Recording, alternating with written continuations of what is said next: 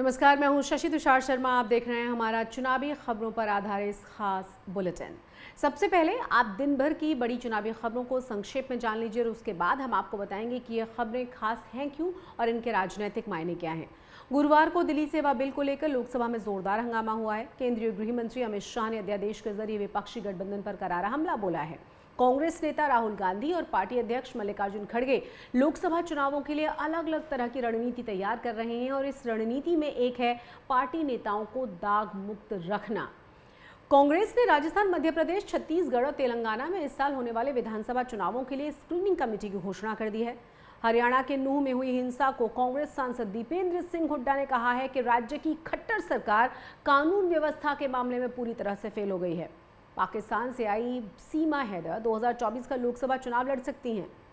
और आइए अब इन तमाम खबरों को समझते हैं विस्तार से। तो शुरुआत करते हैं गुरुवार को दिल्ली सेवा बिल को लेकर लोकसभा में जोरदार जो हंगामा हुआ है उससे, क्योंकि केंद्रीय गृह मंत्री अमित शाह ने अध्यादेश के जरिए विपक्षी गठबंधन पर करारा हमला बोला है। उन्होंने कहा कि सिर्फ चुनाव जीतने के लिए इस तरह की राजनीति करना व्यर्थ है।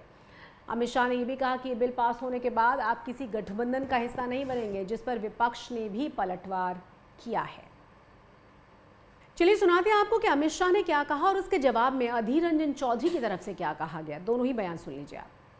सभी पक्ष के सदस्यों से विनती है कि चुनाव जीतने के लिए, किसी समर्थन हासिल करने के लिए किसी पक्ष का विधेयक का समर्थन करना या विरोध करना, ऐसी राजनीति नहीं करनी चाहिए।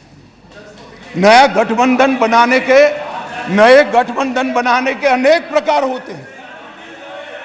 नया गठबंधन बनाने के अनेक प्रकार होते हैं। विधेयक और कानून देश के भले के लिए लेकर आते हैं। इसका विरोध या इसका समर्थन भी देश के और दिल्ली के भले के लिए करना चाहिए। अगर हमारी राजनीति में थोड़ी स्वीकृति कम है तो सबको मिलाना है। दिल्ली का जो होना है वो हो, जितना भ्रष्टाचार होना है वो हो।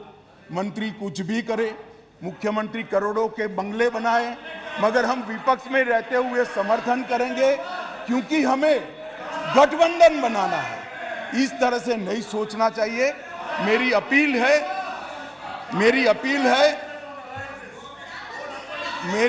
है विपक्ष के सदस्यों को कि आप दिल्ली की सोचिए, अलायंस की मत सोचिए। अलायंस से फायदा नहीं होने वाला है। अलायंस होने के बाद भी पूर्ण बहुमत से नरेंद्र मोदी प्रधानमंत्री बनने वाले हैं। हमारे गृह मंत्री नदारत रहे सदन से और स्टेट मिनिस्टर होम वो भी नदारत रही। तो बाद में पता चल कि अंदर की बात क्या है। अंदर की बात यह है कि मोदी जी के साथ हमारे अमित शाह जी शायद कहीं घूमने गए और सदन को अपने भगवान की मर्जी पे खिलौने की तरफ फेंक के चले गए। वहीं मोदी सरकार को बीजेडी, टीडीपी और वाईएसआर कांग्रेस का समर्थन मिलने के बाद राज्यसभा में भी ये बिल पारित करवाने में कोई मुश्किल नहीं होने वाली। यानी बहुत साफ है कि राज्यसभा में दिल्ली सेवा बिल को गिराने की आम आदमी पार्टी की जो मुहिम है वो फेल होती हुई नजर आ रही है। कांग्रेस नेता राहुल गांधी और पार्टी अध्यक्ष मल्लिकार्जुन खड़गे लोकसभा चुनावों के लिए अलग अलग तरह की रणनीति तैयार कर रहे हैं और इस रणनीति में एक रणनीति ये भी है कि पार्टी के नेताओं को दागमुक्त रखा जाए। सूत्रों से जो खबर मिली है वो ये कि पार्टी नहीं चाहती है कि जिन राज्यों में कांग्रेस की सरकार है वहां पार्टी के किसी भी नेता का किसी भी तरह से भ्रष्टाचार में नाम आए या विरोधी दलों को किसी भी तरह से उंगली उठाने का मौका मिले। इस कड़ी में कर्नाटक के मुख्यमंत्री, उप मुख्यमंत्री समेत सभी मंत्रियों को भ्रष्टाचार के आरोपों से बचने के लिए कह दिया गया है। सूत्रों का कहना यह है कि राहुल गांधी का मानना है कि कर्नाटक में मौजूदा मंत्रियों पर भ्रष्टाचार के आरोप हैं, लेकिन अगर किसी भी मामले में नए आरोप सामने आए तो उसे बर्दाश्त नहीं किया जाएगा। जरूरत पड़ी तो मंत्रियों को बर्खास्त भी किया जा सकता है। उन्होंने ये भी कहा है कि भारत के लोग बदलाव के हकदार हैं और कर्नाटक में कांग्रेस सरकार को इसका उदाहरण बनना चाहिए। राहुल गांधी के मुताबिक कर्नाटक में मंत्री लोकसभा चुनाव लड़ने के लिए भी तैयार हैं। मतलब अगर पार्टी कहती है उन्हें उस फैसले के साथ रहना चाहिए।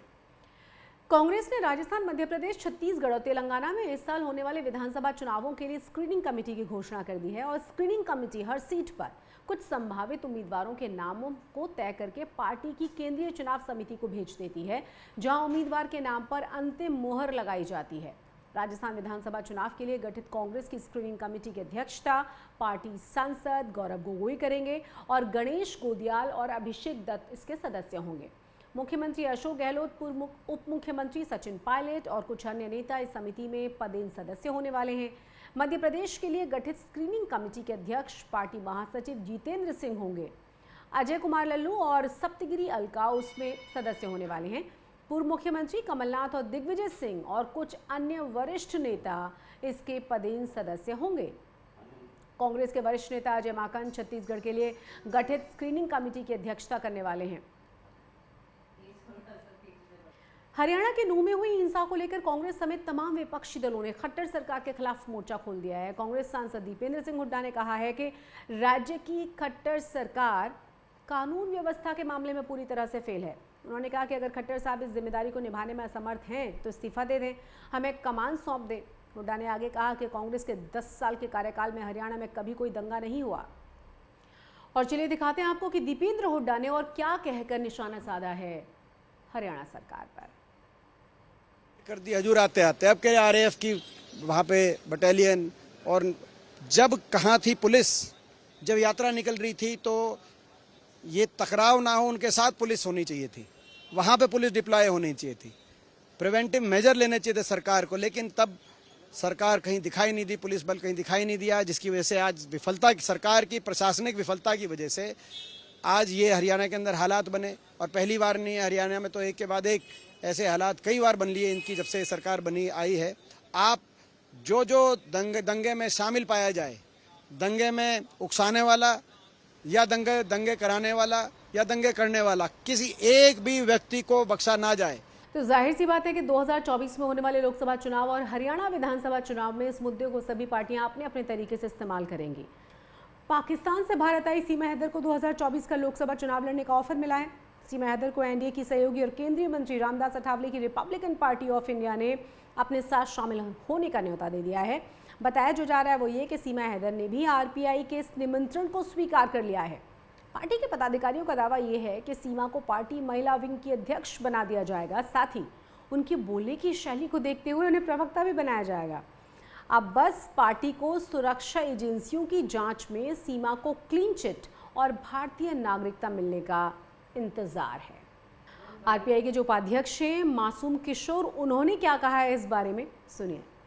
सीमा हैदर जो पाकिस्तान की हैं, जो फिलहाल भारत में आई हुई हैं, अगर उनको क्लीन चिट मिलती है हमारे सुरक्षा एजेंसियों के माध्यम से, कोई दोष उनके ऊपर साबित नहीं होता है और उनको भारत की अगर नागरिकता मिलती है, तो बिल्कुल रिपब्लिकन पार्टी ऑफ इंडिया में सीमा हैदर का स्वागत है। ये तो बाबा साहब अम्बेडकर का बनाया हुआ कानून है कि जिसको भारत की नागरिकता है वो कहीं भी चुनाव भी लड़ सकता है, पार्टी में शामिल भी हो सकता है। चुनावी खबरों के हमारे इस खास बुलेटिन में फिलहाल इतना ही। चुनाव से जुड़ी हुई तमाम जानकारियों के लिए और हर दिलचस्प अपडेट के लिए आप सब्सक्राइब कीजिए चुनाव आज तक। मुझे दीजिए इजाजत, नमस्कार।